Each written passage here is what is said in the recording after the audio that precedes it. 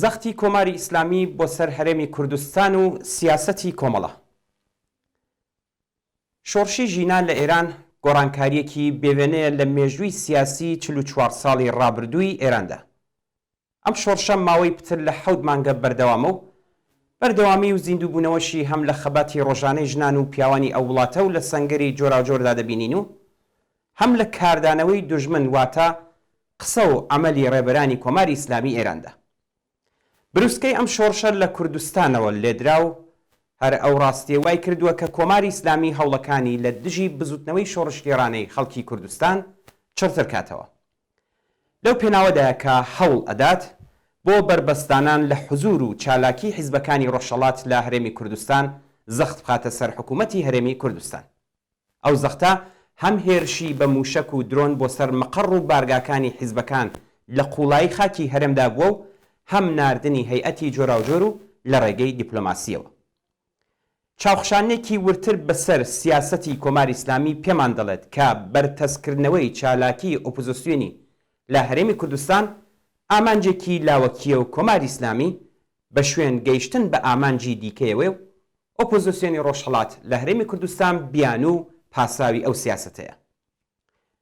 یەکەم دەستێوەردانی کۆماری ئیسلامی لە کاروباری هەرێمی کوردستان تەنانەت موشک باران و تۆپ بارانکردنی مەقڕ و بنکەکانی حیزبەکانی کوردستانی ڕۆژهەڵات حرەکەتێکی تازە نیە و پێشینەیەکی هەیە. سپای پاسداران لە ماوەی 3 دەهەی ڕابردوودا گەلێک جار تۆپ بارانی سنوورەکانی هەرێمی کوردستان و تەنانەت قوڵای خاکی ئەو هەرێمەشی کردووە. هەموو پاساوەکەشی ئەوە بووە کە هێزەکانی ئۆپۆزیسیۆنی کوردستانی ئێرانی لێیە. بەڵام بۆ ئێمە ئاشکرایە کە ئامانجی ئەم پەلامار و هێرشانە لە هەمان کاتدا شکاندنی سەروەری حکوومەتی هەرێم بووە بە مەبەستی نیشاندانی ئەوەی کە ئەو دەسەڵاتە بەڕەسمی ناناسێت. پێیان وایە حکوومەت لەم سنوورەدانیە و هەر کات بیانەوێت دەتوانن سنوورەکەی ببەزێنن. لە بیرمانەکە لە ساڵی 1996 زاینی لە باشماخەوە سنووریان بەزان بۆ یەکسەر خۆیان گەیاندە شاری کۆیا لە قوڵایی هەرێمی کوردستاندا و تۆپبارانی بارگای حیزبی دموکراتیان کرد. بەڵام خۆشیان ئەوە دەزانن کە لەو تۆپبارانەدا یەک کەس خوێن لە لوتی نەهات. کەوایە ئامانجی سەرەکی لەو سنوور بەزاندنا زەربەدان لە حیزبی دموکرات نەبوو. ئەوەی بۆ کۆماری ئیسلامی گرنگ بوو ئەوە بوو کە لەشکری ئێران بەناو خاکی هەرێمی کوردستاندا بێت و حکوومەتی هەرێم لە بەرچاوی خەڵک بچووک بکەنەوە و سوکایەتی پێ بکەن. دووهەم کۆماری ئیسلامی و دەوڵەتی تورکیە لە هەرێمی کوردستان لەسەر بەرژەوەندیە ناڕەواکانیان لا ڕکابەریدان. کۆماری ئیسلامی نایهەوێت هەرێمی کوردستان بە تەنها ببێتە پاوانی دەوڵەتی تورکیە. بە شێوەیەکی ئیستعمارگرانە ئەویش داوای بەشی ئابووری و سیاسی خۆی لەو هەرێمە دەکات بەڕادەیەکە لە بەشی دەوڵەتی تورکیا کەمتر نەبێت. هەم بۆ دەوڵەتی تورکیە و هەم بۆ کۆماری ئیسلامیش پاساوەکە ئۆپۆزیسیۆنە. بەڵام جێگە و شوێنی کۆماری ئیسلامی و دەوڵەتی تورکیا جیاوازە. دەوڵەتی ئەمریکا وەکو دەسەڵاتێک کە هەم هێزی لێرە هەیە و هەم کۆنتڕۆلی ئاسمانی ئەو وڵاتەشی بەدەستەوەیە گڵۆپی سەوز بۆ جموجۆڵەکانی دەوڵەتی تورکیا هەڵکردووە. بەڵام دیارە کۆماری ئیسلامی ئەو جێگە و شوێنەی نییە. هەر بۆیە قورساییەکە بە قازانجی تورکیە و کۆماری ئیسلامی هەوڵ دەدات دەرفەتەکان لەدەست نەدات و شۆڕشی ژینە یەک لەو دەرفەتانە بوو. سێهەم لە حاڵێکدا کێشە لەسەر دەسەڵات لە بەغدا توندە و ناو بەناو ئەو دەسەڵاتە تووشی قەیران دەکات. لایەنگرانی کۆماری ئیسلامی لە ناو ڕێکخراوە و دەستەبەندیە سیاسیەکانی بەغدا لایەنێکی ئەو کێشەیەن. هەموو جارێک کە قەیرانی حکومی لە بەغدا پەرە دەستێنێ کۆماری ئیسلامی هەوڵ دەدات مۆری خۆی لە پێکهاتەی دەوڵەتی عێراق بدات. لەو پێناوەدایە کە هەوڵ دەدات هەرێمی کوردستانیش بکاتە ئامرازێک تا لایەنی خۆی لە بەغدا بەهێزتر بکات. بەو بۆنەوە حیزبە سیاسیەکانی هەرێمی کوردستان دەخەنە ژێرزەخت بۆ پەیڕەوکردنی سیاسەتی کۆماری ئیسلامی لە بەغدا. چوارم ئەمانە لەلایەکەوە ئێستاش لەم دەورەیەدا فاکتەرێکی نوێ زیاد بووە، ئەویش شۆڕشی ژینایە. ئێستا کە چەخماخەی ئەو خەبات و سەرهەڵدانە لە کوردستانەوە لێدراوە دەیەوێت بڵێت ئەوە لە دەرەوەی سنوورەکانەوە ئاراستە کراوە. حیزبە سیاسیەکان بە حیزبی دەرەوەی وڵاتی دەزانێت، نەگە بەو شێوەی کە ئەو حیزبانە ڕیشەی کۆمەڵایەتیان لە ناوخۆی وڵاتدا هەبێت.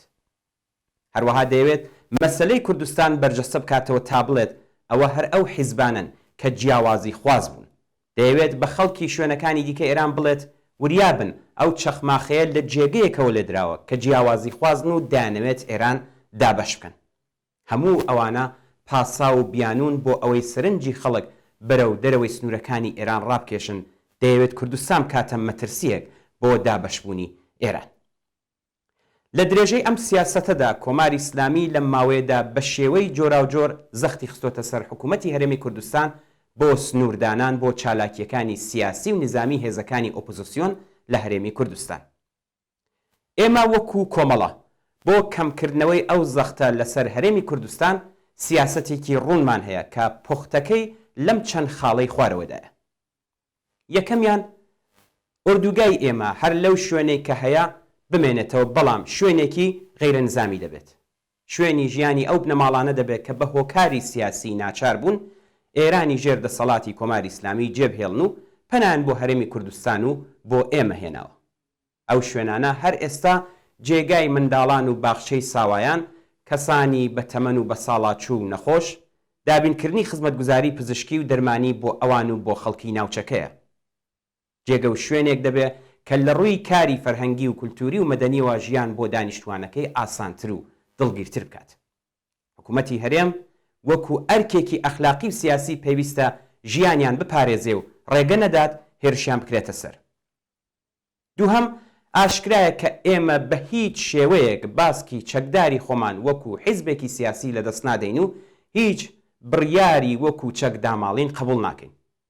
چەک بەشانی ئێمەوە و بەلای کۆمەڵانی خەڵکی کوردستانیشەوە واتایەکی سیاسی هەیە، چ بەکاری بهێنین چ بەکاری نەهێنین. ئەوە بۆ ئێمە قابلی قبول نییە و دەتوانین بڵین ئەوە هێڵی سووری ئێمەیە. بەواتایەکی دیکە ئەوەی کە ماوەی 44 ساڵە بە شانمانەوەیە سمبولی خۆراگری بووە.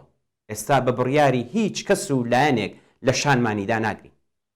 جا لەمانە مەسەلەی چەکداربوون لێرە لە کوردستان پەیوەندی بە سروشتی سیاسی ئەم ناوچەوەیە هەیە. لێرە لە هەرێمی کوردستان حیزبی سیاسی چەکدارن، عەشایر چەکدارن، هەشتی شەعبی لە پاڵدەستی ئێمە بە چەندین گروپی جیاواز و هەر کامەی سەر بە لایەنێک و ڕەوتێک چەکدارن. داعش هەرماوە. گروپی تەرۆریستی کۆماری ئیسلامی بە نەهێنی و ئاشکرا هەن و چەکدارن. تەنانەت خەڵکی ئاسایی زۆربەیان چەکدارن. لەوەها کەش و هەوایەکدان ناکرێ ئێمەش بۆ بەرگری لە خۆمان چەکدار نەبین.